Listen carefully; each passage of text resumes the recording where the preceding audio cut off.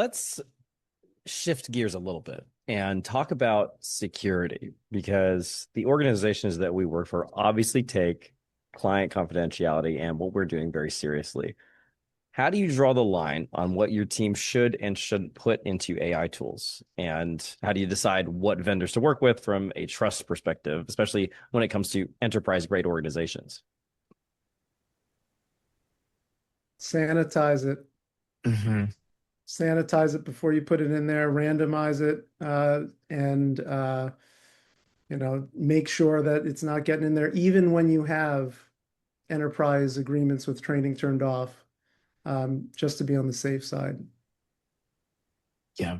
No, we have guidelines that we're supposed to follow and all these different things. But yeah, Michael, same here. Like if I'm plugging in, a transcript or something of that nature, like I'm scrubbing out names and names or company names and things of that nature. But 100%, yeah, sanitize as much as possible. We definitely don't want any sort of PII or any sort of customer data going into those prompts. Yeah, I think that's why they didn't go with, just Claude. They went with Copilot, Claude for Hmm. Copilot, Cowork for Copilot, because at least they could take advantage of the permissions and all the security features that Microsoft already had in place for us. It was funny because when we got this connected to Slack, we have help channels where people put tickets in. And so a lot of times, like the Salesforce help channels are very interesting. And so I was talking to the product owner for Salesforce, and I was like, oh, now let's go through and let's like see who is the biggest culprit of, putting tickets in when it's really just, knowledge and not doing things right. Well, it wouldn't give me the information around who the biggest culprit is because it says you're not the manager. So there are things that IT thought about that I never thought about, so that people can't use it against others. So I thought that was pretty smart. So you just got to make sure that you've got people behind it that are watching out for the security of all of these tools. Yeah. Well, to your point, that report that I told you guys about, the MCP one, at first I had it sent to that project manager, but it would break. And it was because we have so many different permission settings where you can't send a report directly to somebody. So that's why I had to Ah, change it. I had to change it to have it sent to me every Monday, and then I forward it to her on Slack. So it is one more step, but at the end of the day, it's like it's taking security pretty heavily, right? So yeah, that's funny. yeah. Yeah, Yeah. I'm struggling with getting something to save to SharePoint in my Mm, skill. I It like bet. worked, and then all of a sudden it stopped working, and I was like, "What happened?" Um, so it's now like I have to copy it from my OneDrive up to the SharePoint drive.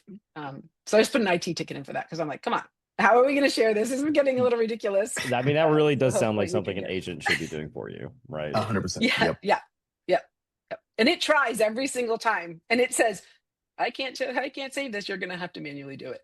It's so nice to be able to take advantage of these contracts that we have in place already, right? Copilot's a great example. We are already doing things. Are there ways that we can just leverage the security that we have in place right now? Really, really useful. And a couple of interesting examples of where you have run into blockers and tried to resolve some of them too. I want to go back to something that you had mentioned, Michael, and this was evaluating additional tools. You mentioned, let's ask the question, is this thing that we're evaluating going to do something that our internal or existing tooling can't do today? You had a couple of examples there, and I want to know more about that. So I think you mentioned Lovable. So tell us about how you're using that. What has that done for the team, and a little more around that. Yeah, I mean there are a lot of ways that people can manage their tasks and their workflow, and um, there have been spreadsheets at organizations and uh, SaaS tools for sure. But with the Lovable license, we had been doing a lot of internal tooling, and one of them was to say, well, I just need a tool that's observing my team, that my team can interact with, task management, but not, it doesn't need to be a $100 a month license. Can I just create something that my relatively small team can use with that's specific to our needs? Um, and of course, Lovable allows you to do that. I wouldn't say it's production grade, but it's good enough for us to manage teams and manage just having visibility into somebody else's set of tasks and objectives. So this way I can go into a team call, well prepared to say, well, I see that you've been working on these things. Let's reprioritize this, based on how we feel about it. Shannon, Jonathan, have you run into anything where you're hearing similar things? Maybe there are small gaps that we can use something that we're using today. We don't have to go out and find a new tool. I mean, that report example that you gave is really good, Jonathan. I'm curious if you have run into anything else like that. Not really. I think the fact that we have access to so many different tools is, at the end of the day, we're an AI first company. So I think, Dropbox has done a really good job of getting us access and evaluating these tools. We have a whole separate team that evaluates these tools. So they've done a really good job of giving us access. And also from our end, if theoretically, if there is a tool, right, we can kind of get it approved and kind of go through an evaluation process. But to be honest with you, I haven't really ran into any blockers. I think, like I mentioned before, if anything, it's more of a sometimes we have too many tools and it's a little overwhelming. I'll get on a meeting and someone says, "Hey, I actually use Cursor for this," and then the other person is like, "Well, I use Codex for that." So it's just kind of like, "Oh, well, But I think it's a great thing, right? I think everybody has kind of just found their own groove and has kind of gravitated to their own, just their own tool that fits their workflow best, I guess. Yeah, I think that it was funny because you talked about that RFP, and we did some research and looked at different RFP tools because we all know those are such a time suck. And nobody's good at like keeping the library, and everybody asks questions in a different way. But the biggest problem we found was that all the teaching you had to do for all of these platforms that you were gonna, that we would buy, and so we kind of just stopped looking. Which is why when we got Cowork and it could access, all the documents that we had on our SharePoint drive, that I was like, okay, well, why can't I build something that now will go in and look at all the RFPs? And that's exactly what it did. So it just went and I put our library of RFPs in, and it said, well, this way I don't have to go in and look at every RFP every time. It started creating an Excel sheet of all, not even an Excel sheet, but a sheet of all the questions. So it had a library, so it can check the library really quick, as opposed to going in and checking every single document. And then it will also update that document. So we saved the money. Thank God we never went into it. Now I'm sure there's a lot of bells and whistles in these tools. I'm not saying that these RFP tools don't have a lot of other value to them. But for us, that was enough for our needs. So just trying to solve it first, which is, when I said before, like try and solve it with what we have.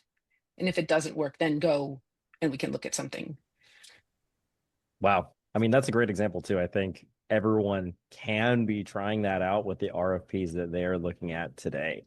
I want to know about more this team that is evaluating tools for you, Jonathan. So is that really their full-time role?